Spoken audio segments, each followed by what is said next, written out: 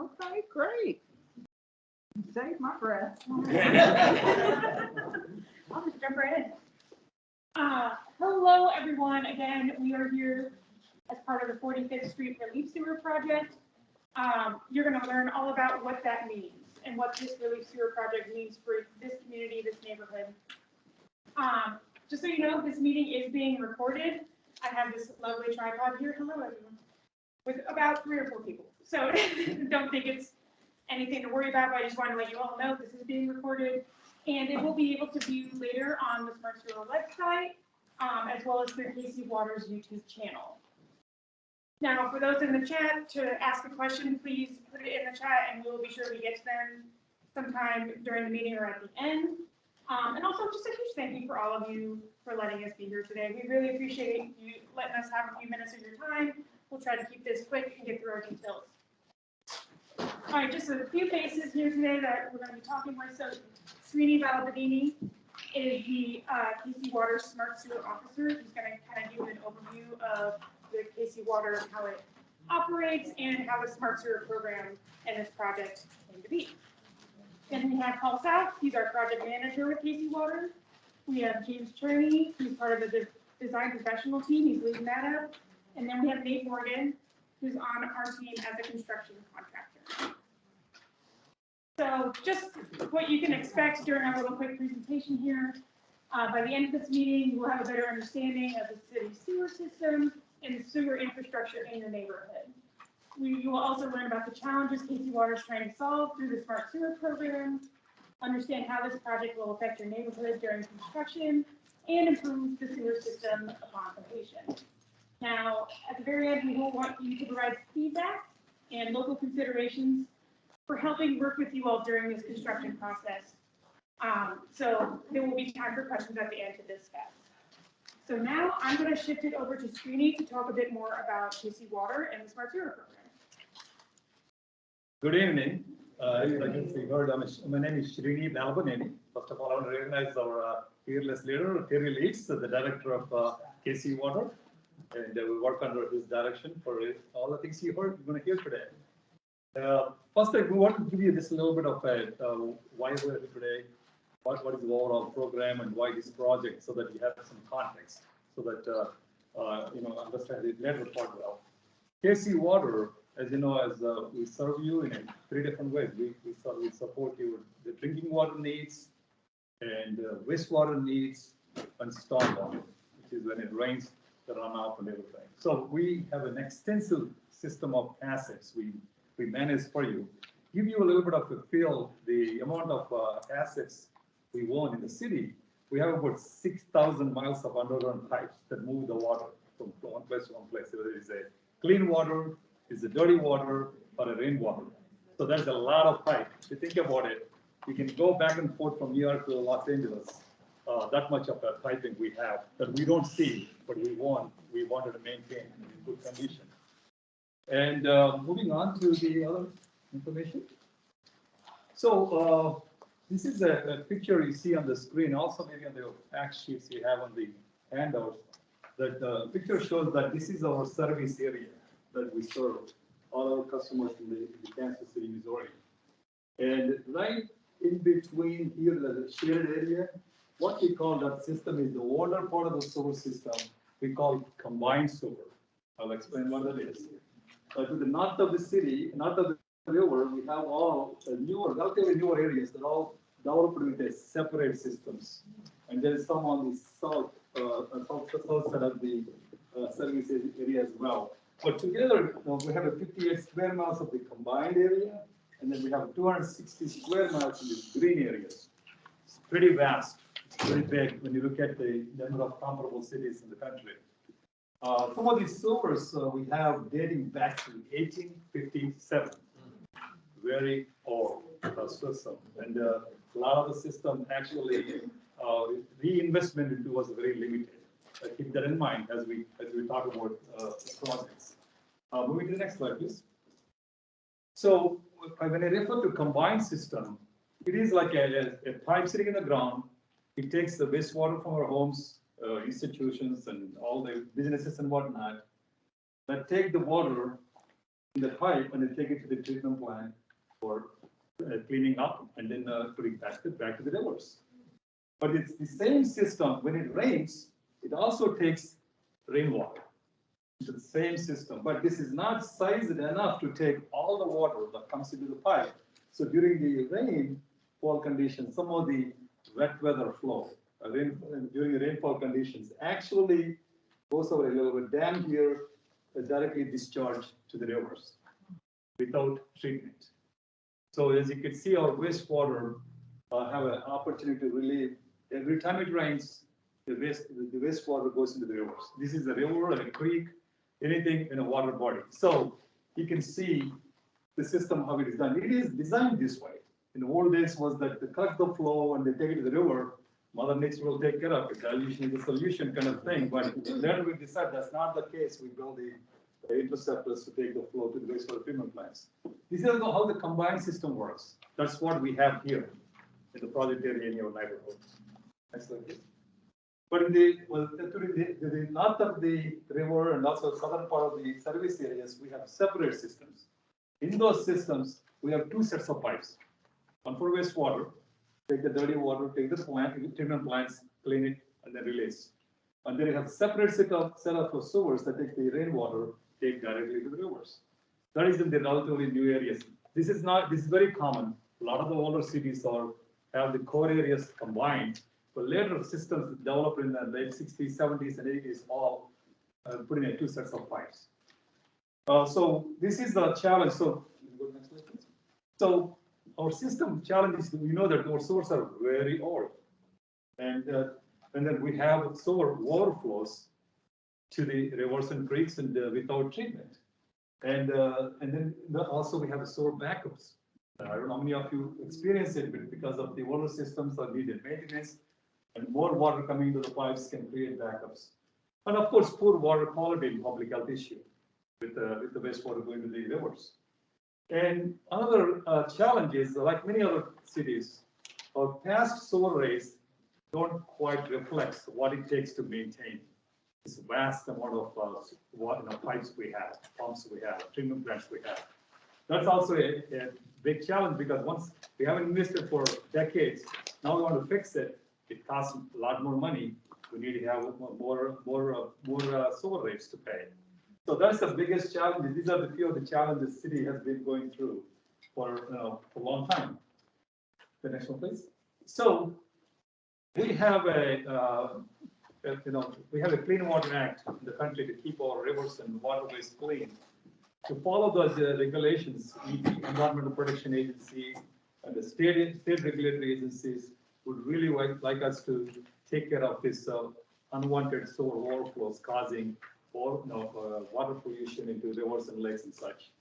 And we have a federally mandated program, a consent decree, which means that we legally agreed to do certain projects, system improvements to gradually reduce unwanted system overflows into the creeks and rivers.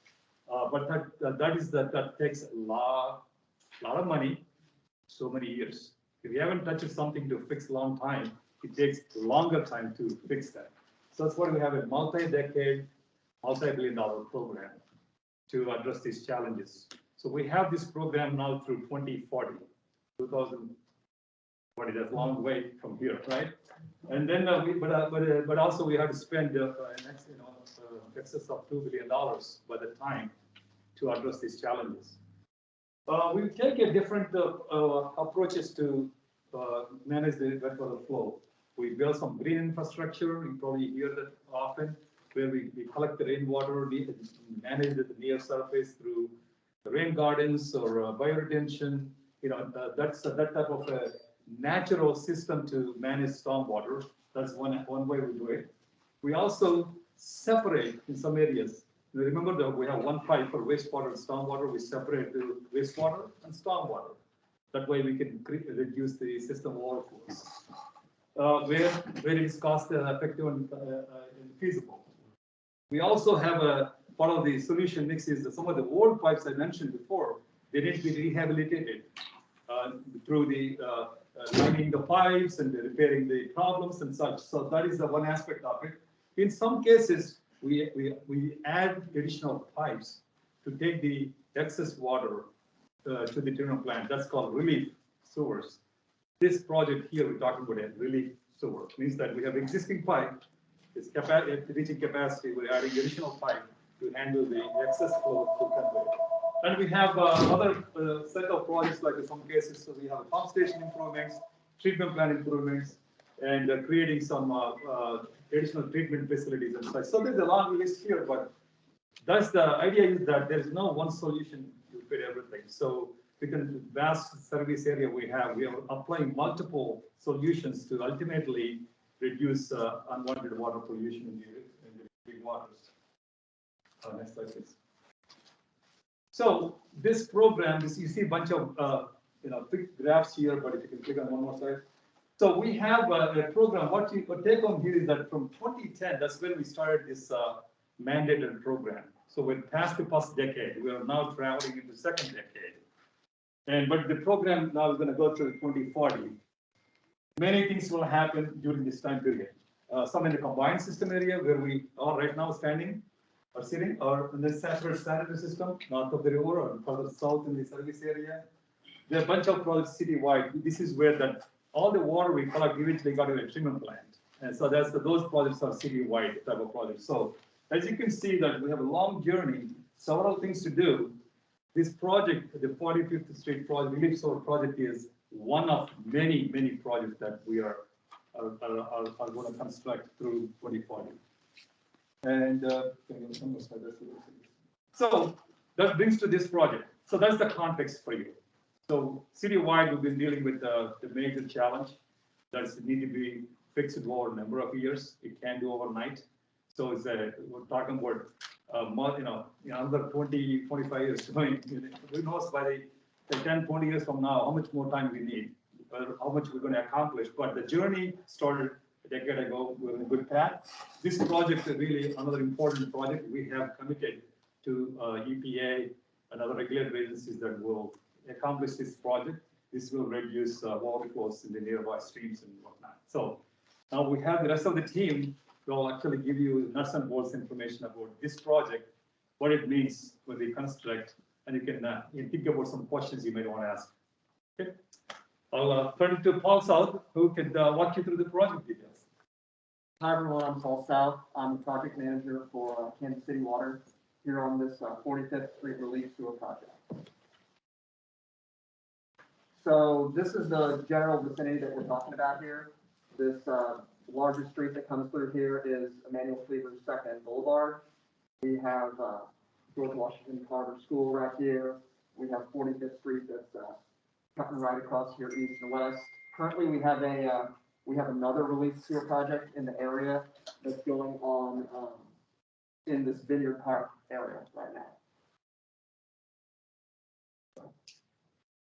So this is our existing sewer infrastructure that you see right here. So once again, here's Cleaver, here's Lister, Chelsea, and then this is 45th Street that cuts right across here. So our lines that we have here in the green that you see, those are our existing sanitary sewers, the small diameter ones that most homes will feed into. We have our diversion structure that we've been talking about that separates the stormwater and the sewage. That's in this area right here on Lister. And we have our outfall right here, where when we get a heavy rain event, where it'll go out here and it'll go out to this area right here. And then this large, this hashed purple line right here, that's our large diameter sewer interceptor where all the sewage eventually flows to that pipe and then goes to our treatment plant from there. So what work is going to be performed? We'll be replacing approximately 800 linear feet of 12-inch sewer pipe with 18-inch sewer pipe. So we'll be upsizing it. We'll be adding approximately 400 linear feet of new sewer pipe. We'll be replacing 5 manholes. We'll be replacing and relocating that diversion structure that I pointed out. And this work is anticipated to begin in November of 2021, and it's going to be completed by in a year, November of 2022. So how does the project benefit the community? It will improve stormwater collection and conveyance. It will improve reliability of the water distribution system. It will improve reliability and extend service life of the existing sewer pipes. And it will improve water quality of our local streams. Jim, with SE3, the design professional, is going to talk now about the specific updates we're going to be doing in this area. So as Paul had mentioned, the green lines, those are the existing sanitary sewers that service the houses. We've got a sewer that comes up along Lister and it goes across, and then we have another sewer that comes from, several thousand feet to the west. And this is sanitary until it reaches the diversion structure. At the diversion structure, we have a couple of curb inlets that take rainwater. At that point, the sewer becomes a larger 30-inch pipe, and it comes across to Chelsea, up Chelsea, and then it finally deposits to this area right here, which is literally just an open channel.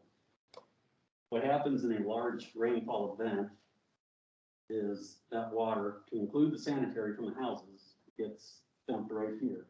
Eventually, it makes its way under a manual cleaver, finds another inlet in here, and goes to the large diameter interceptor that Paul was mentioning. Well, the point of this project is to reduce the number of overflows we have. Currently, it's at about 12 per year. This project's goal is to reduce it to 1 per year. To do that, we're taking the diversion structure, moving it from here to here. And inside that diversion structure will be a dam, or a weir that Srini had mentioned. It will be tall enough so that for the low flow events, those will stay within the sanitary sewer and go to the wastewater treatment plant. And once a year for the large events, we're going to have some overflow that will go into the open channel right there. I would like to mention that one of the major challenges we have is Emmanuel Cleaver Boulevard. We have to get across that. It's obviously a pretty major road, so that can't get closed. So we'll be doing a horizontal directional drill. So literally putting a hole right here, drilling across to another hole, and that's how we're going to install that pipe, keep the street open. And that's the project in a nutshell. Alright, so what you can expect, I'm Nate Morgan, I'm with Infrastructure Solutions. I'll be out here every once in a while a little bit. Here in a couple slides, I think you'll see our superintendent and our other project manager that's on it, their info as well. But crews accessing and working in easements, so obviously our main goal, I mean, we want to work with you guys and we want to make this as easy as we can. We're trying to make the environment and everything around here, better, the streams and everything like they're saying. We just want it all to go as smoothly as possible, and hopefully the community as well, or as a whole, is better at the end of it as well. Unfortunately, coming with that, there's going to be a little bit of lane closures. As he was just mentioning, Emmanuel Cleaver, we're boring underneath of that to make sure that that main street stays open. But in order to do that on 45th Street itself, we will have to have a bore pit. So it'll be the north side of 45th Street. There will be a pretty big hole. Unfortunately, there's going to be a little bit of traffic issues just because there's a big hole. Obviously, we don't want to drive our car straight into that, right? So there will be a little bit of that as we're working with it, but I mean, we'll do it as quickly as I can, or as we can, to get through that and work with you guys as well. Large equipment creating noise and dusty conditions. Again, with that, I mean, we're going to do our best to kind of keep all our dirt, our rock, whatever the case is. We're going to try and keep it in a condensed area. We're going to be hauling it off as we can. We're going to try and keep it as clean as we can. But with construction, I mean, it's going to be dirty at times, and it's going to be loud at times too. But our main goal is to keep those as minimum as we can. Normal hours for us, so our guys typically are going to be Monday through Thursday, 7 to 5:30. If there's rain, snow, whatever the case may be, they will use Fridays as a makeup day, but typically our guys will be out there Monday through Thursday, 7 to 5:30. temporary restricted access to building fronts. With that, I mean, really, the majority of these, whether you might have a driveway or anything like that, we really don't see big issues. Our goal every night, I mean, we have a few jobs in residential areas. We have a couple down the street from here, actually. We do our best to make sure driveways are accessible every day, every night. Obviously, there will be times when we have a trench going right in front, where you might have an hour, 2 hours, 3 hours, whatever the case may be, that we don't give you access, and unfortunately, I mean, we just can't get by that when we're digging a hole and actually laying the pipe right there. But we will do our best, again, like we said, every night, make sure you have access and all of that. Only other big thing is, please use caution. If there's an issue, anything like that, there'll be my name will be up here for sure. And then, like I said, our superintendent and our other project manager, give us a call, shoot us an email, whatever the case is. Those guys out there working big machines, they can't always see. So please don't just walk up to the machine while it's running and they're whipping around, you know. Driving as well. I mean, I'm sure you guys know as well as I do, but unfortunately, you see it out there, cars will whip by when they're backing up, pulling forward. Just use caution, be careful, please. We want you guys to be safe and we want our guys to be safe as well. So most of what I got. And just kind of looping it back, putting it all together, staying informed during construction. We're happy to send updates here through this community group. You will also receive door hangers from the contractor 7 to 14 days before disruption. So let's say there's a sewer service disruption briefly, you will be notified of that, and then major traffic disruptions, as Nate explained. So we will also be posting project updates on this link right here, kcsmartsewer.us/45th Street. That is just kind of where you can find all of this fact sheet information, all the contact information for this project. It all lives there. Can you hit the next slide? And included also on your fact sheet is some of these main people you heard from today. We have Paul, Jim, and Nate, all of their contact information on here. If you run into any questions or concerns throughout the project, they'll be your points of contact. We also have a few additional people on here. We can share these slides with the group so you all can have access to these additional construction contracts as well. And I think that opens it up to questions. Are there any initial questions we have? Yes, go ahead. Yeah, is there any way you can back that up to the diagram of the map real quick? I think it's like 2 slides, maybe 3, 4. There you go. Real quick question. So I'm with Hammerspace Workshop. We're the community center and makerspace. And this is our building, our lot, and our drive right here. And we're like, all your sewer stuff literally passes like right under our property. So we have, probably a few more questions. So if you guys want to just talk to us later, I get it's totally different from residential concerns. Well, I think we're going to have a pit like right in front of our main access for our back driveway and some other stuff. So if you guys have a chance, cool. Thanks, guys. I have a question about the whole project. It seems that historically, we've had flooding on Cleaver Boulevard because of the overflow when it rains. How does this system address that, or will it address that? Which portion of Cleaver? Between Benton Boulevard and Cleveland. Right, so this project won't do anything for that. Well, And that's the problem where we have too much overflow coming down the hill. And the storm sewers, not the combined sewers, the storm sewers there aren't large enough to convey it. And I know that Cleaver gets closed frequently during large rains. so knowing that, was that even considered in this whole thing? Since it has a history of a problem. Yeah, so. And all the money that is being done, our taxes, and many of us not even gonna be here when, 30 or 40 years. But it's been 30 or 40 years since it's been overflowing, and I'm just appalled that wasn't even addressed, in this. So Because first, people died at times when it overflowed. Back in 1998, we lost 11 lives on Brush Creek. Yes. What a baby. So again, I'm Terry Leeds, the director for KC Water. I really appreciate you all having us in here in person. This is our first in-person project meeting in, it seems like 2 years. So thanks for letting us come to your place and be here tonight. As Srini started out with our conversation about what we do as KC Water, we do water, wastewater, and stormwater. So this project is addressing a primary wastewater issue where during rainfall events, the sewers aren't large enough and it overflows sewage into the stream. So what you're describing is a stormwater flooding process or problem. And that's something that our stormwater utility works on, but we have no capital dollars except through PIAC, if you're familiar with the PIAC process. Yes. So requests to upsize infrastructure like that, it goes through PIAC. In this particular case, it's also a Parks Boulevard. And Parks is very aware of the same issue that you are, that culvert underneath, it's a crossroad culvert, isn't big enough in 2 locations to convey that flow.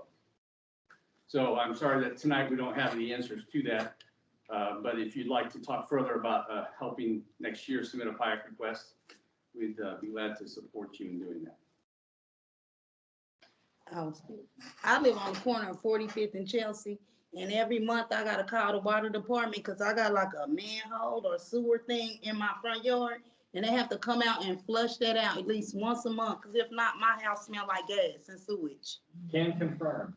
I mean, I literally have to call them once a month to send somebody out, and they keep telling me, well, you need to call your landlord. Well, they done already dug up the whole tree in my front yard, tore up my driveway, and they did some plumbing work, but it never fails. Once a month, like right now, my house smell like sewage. Inside the house? Uh-huh. Yes. And that whole outside, it just stinks in my house. So I don't know if that's part of our sewer improvement that we'll do. Well, it says right here that it's existing, but no. Yeah, so I think right afterwards, if you can get with Paul or Srini, and we'll look at that particular information. But sewers do smell. And But it ain't supposed to back Pressure up. on this line is absurd. Yeah, because that's a health issue. So at different times of years, sewers draft up and down. But if it's getting into your house, most of the time you have a sewer venting issue in your house. Otherwise, you shouldn't have it in the house. So at the top of every house, you'll see a pipe I sticking got up. that. I got that. The And- city done came to my house and they keep telling me that it's nothing they can do. Just call them every month and they'll come out and deodorize the line that's in front of my house. We do try and provide that service, yes.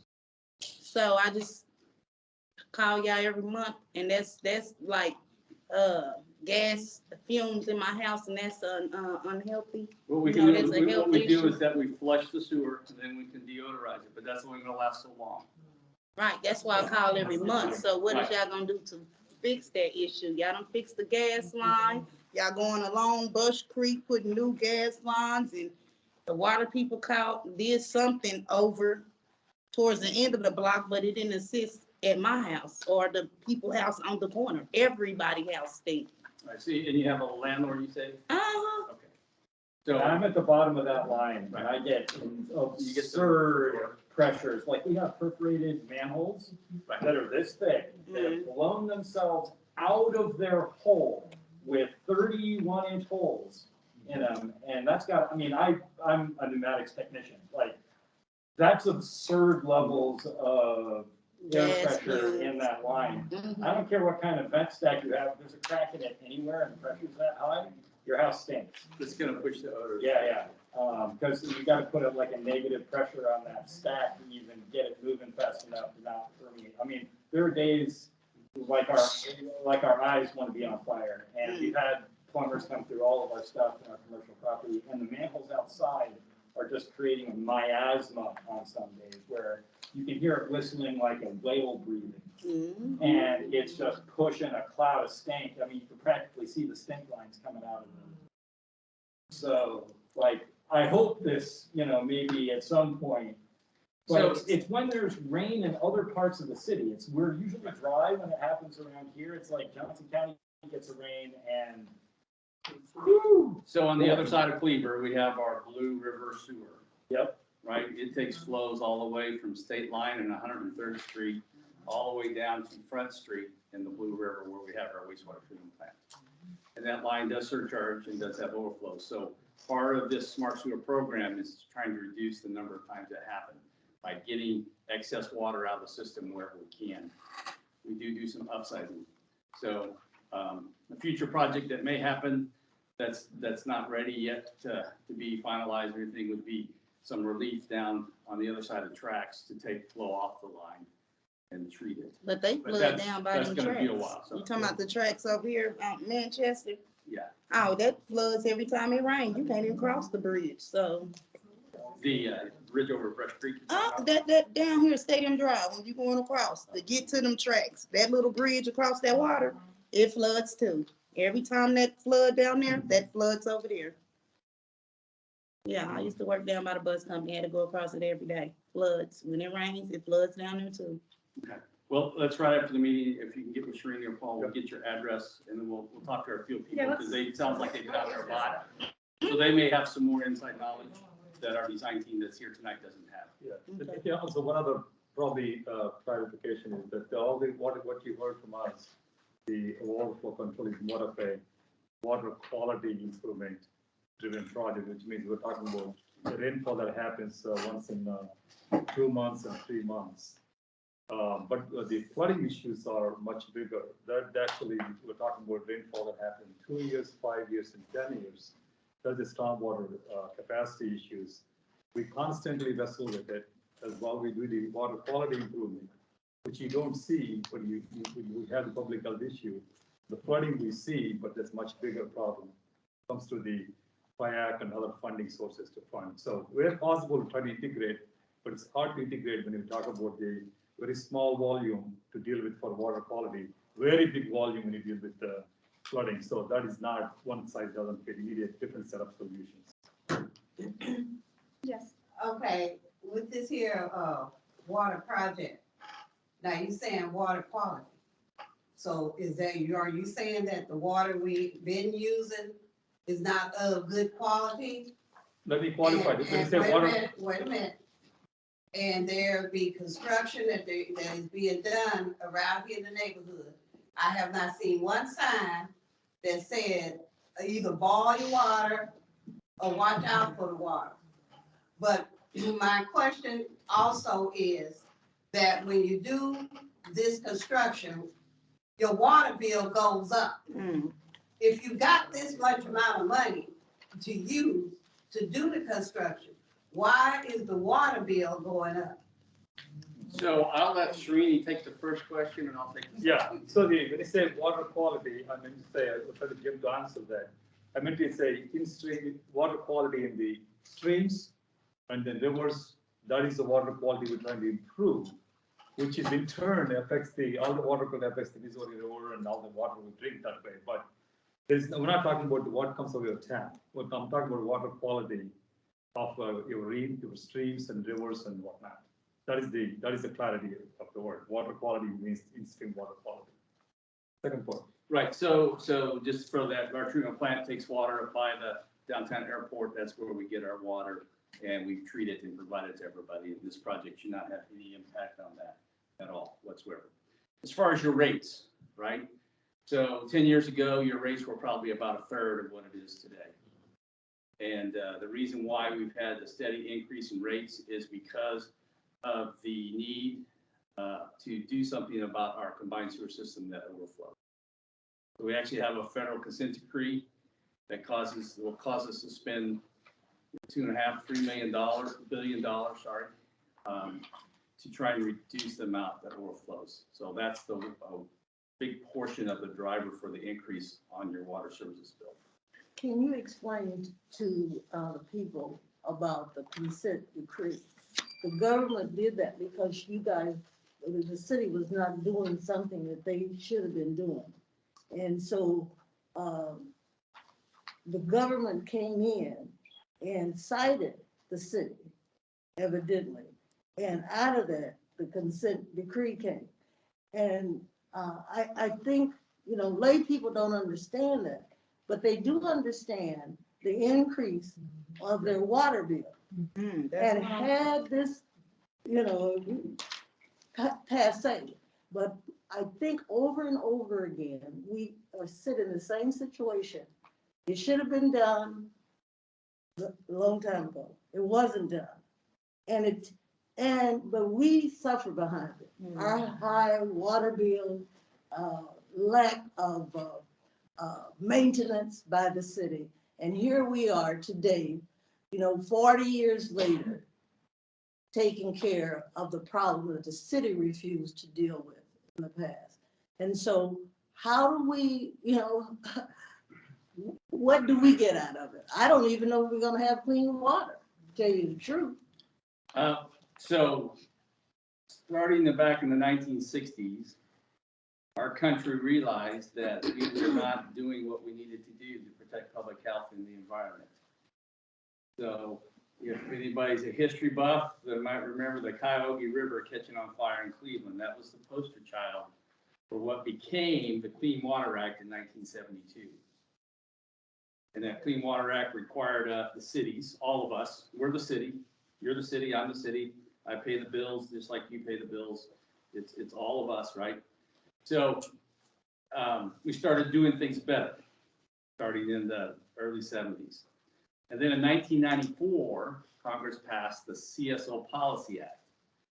Then that required those cities that had combined sewers, so CSO, combined sewer overflow, had combined sewers, to start coming up with a plan on how to reduce the impact of those overflows.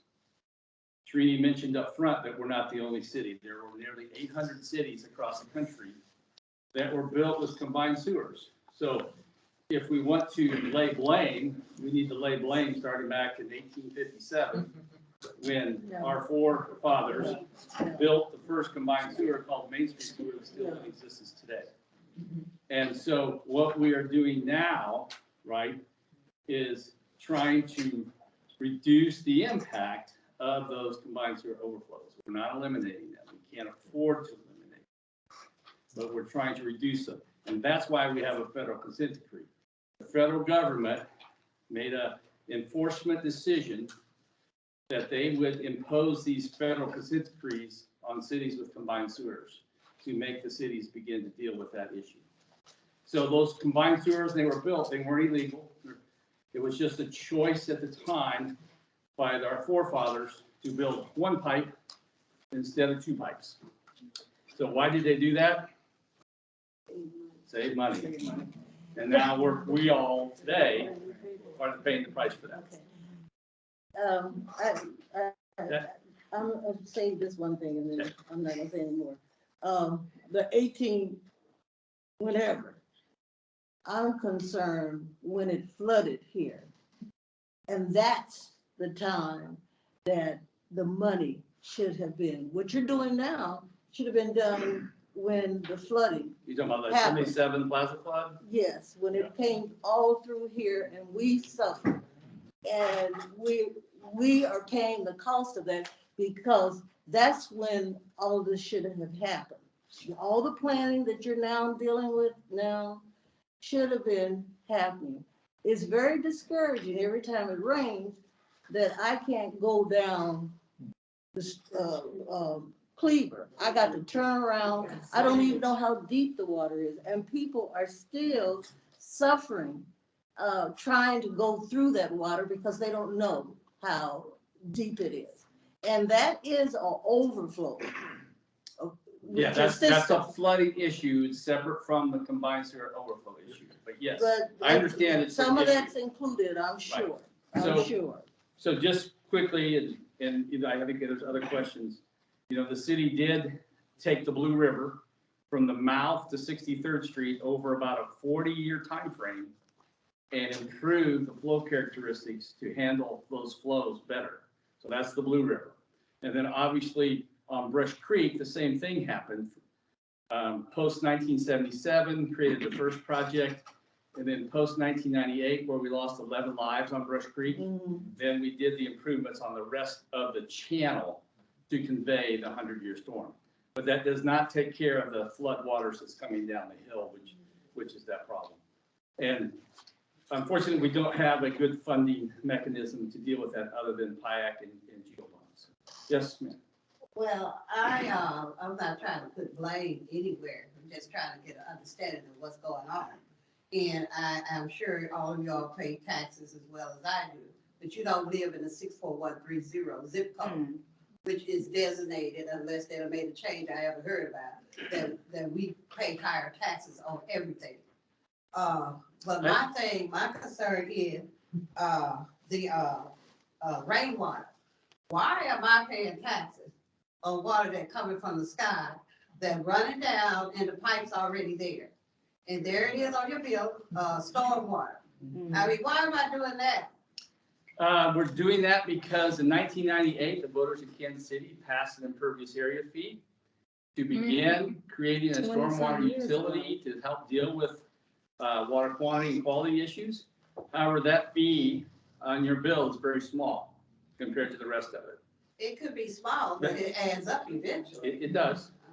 But it does not, that fee cannot be used to improve the system itself. It can only be used to maintain, do the studies, improve water quality separate from the combined sewer system. So we're actually, so that for a small residential lot, it's about $2.50. I think if you have a larger lot or more impervious area, so it's based upon the amount of hard surface you have on your property, which is the indication of how much rainwater runs off of your property. That's the basis for it. So the more pavement or building you have, then the more you pay for that. And that's only a small portion of that overall bill. Does that get at your question?